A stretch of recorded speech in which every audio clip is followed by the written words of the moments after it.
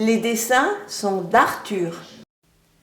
Le petit roman de la tribu de Mamie Fafou. Pour la petite histoire, le 17 mars 2020, premier confinement.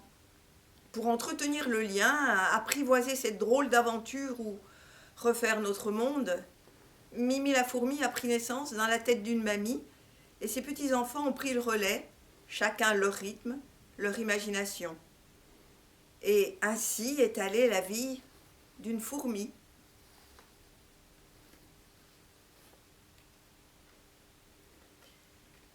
Débuté le 14 avril 2020. Mamie Fafou. Il était une fois, mais plein d'autres fois risquent de se reproduire encore.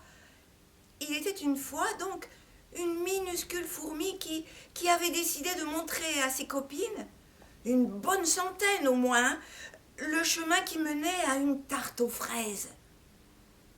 Le problème, et il n'était pas des moindres, c'est qu'il fallait faire l'ascension d'une table dont les pieds étaient en formica. Et ça glisse le formica, une vraie patinoire. Mais rien ne pouvait arrêter Mimi la fourmi. Toutes ses amies commençaient à faire un sacré attroupement autour de Mimi, qui se grattait la tête en guise de réflexion.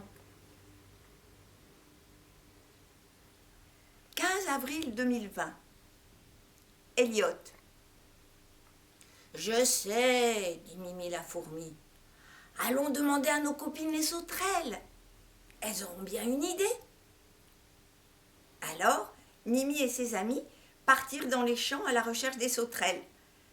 Arrivées au campement des sauteuses, comme on les appelle dans le milieu, les fourmis exposèrent leurs problèmes de taille.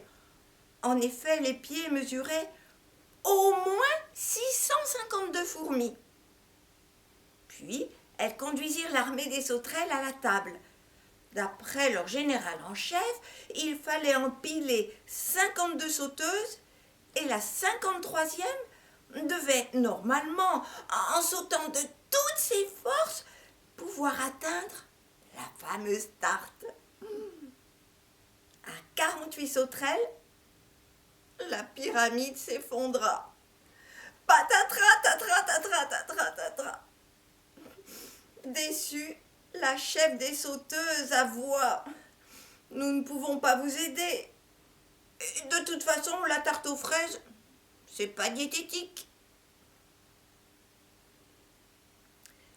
Le 18 avril 2020. Lucille. Toute la brigade des fourmis finit par rentrer, contrariée de cet échec et bien décidée à aller se reposer. Mais Mimi n'était pas du genre à abandonner dès le premier essai et n'avait pas encore épuisé toutes ses forces. Alors, plus déterminée que jamais, elle se remit à se creuser la tête en quête d'une solution. Elle observa autour d'elle quelque chose qui pourrait l'aider. Et puis elle s'écria soudain: oh, un chien! En effet, il se trouvait derrière elle un toutou qui traînait dans les parages, et il serait de taille parfaite pour atteindre le haut de la table si elle montait sur son dos. Mais il restait à pouvoir le faire venir vers la table. Ce qui serait un autre défi. Le 19 avril 2020. Victoire. Mimi n'avait pas peur des chiens car elle avait fait carrière dans le cirque. Connue sous le nom de Mimi la dompteuse, elle fut la meilleure dans le domaine qui était l'élevage de toutous, plus précisément de caniches. Se tournant vers celui-ci, elle lui tint à peu près ce langage. « Dites-moi, mon frère, pourriez-vous me rendre un service ?»« Nenni. »« Comment donc ?»« Va-t'en, chétif insecte excrément de la terre. »« Allons donc, calmez-vous, je suis venue en ami, et vous ne soupçonnez pas l'importance de la situation. Pensez-vous que votre titre de chien me fasse peur ?» Elle continua d'un ton narquois. « Si vous m'aidez, vous aurez droit à une récompense. »« Mais quoi donc ?»« une succulente part de tarte aux fraises.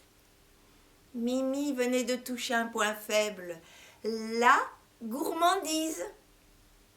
Le chien lui tendit son oreille en guise de patte. Elle lui chuchota 2 ou 3 mots, monta sur sa tête et le chevaucha telle une cavalière. Le 21 avril 2020. Violette. Mimi était arrivée sur la table et vit une très grosse bouteille. Elle se lança pour parcourir cet obstacle.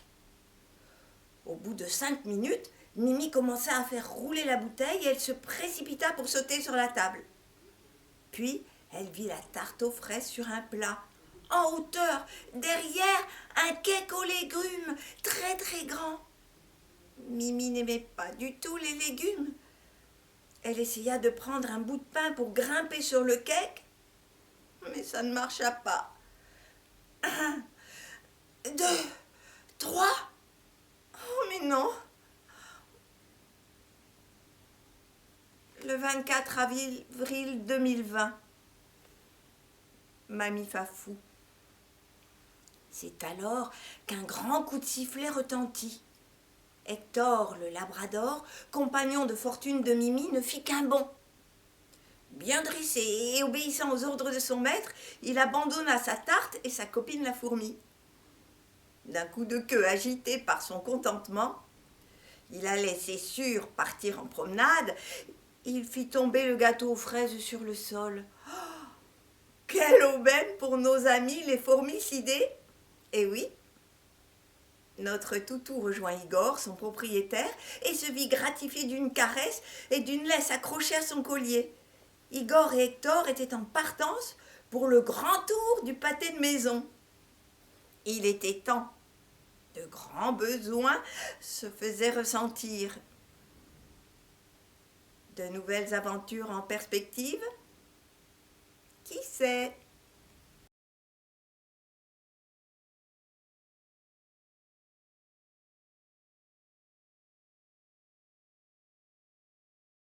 Les dessins sont d'Arthur.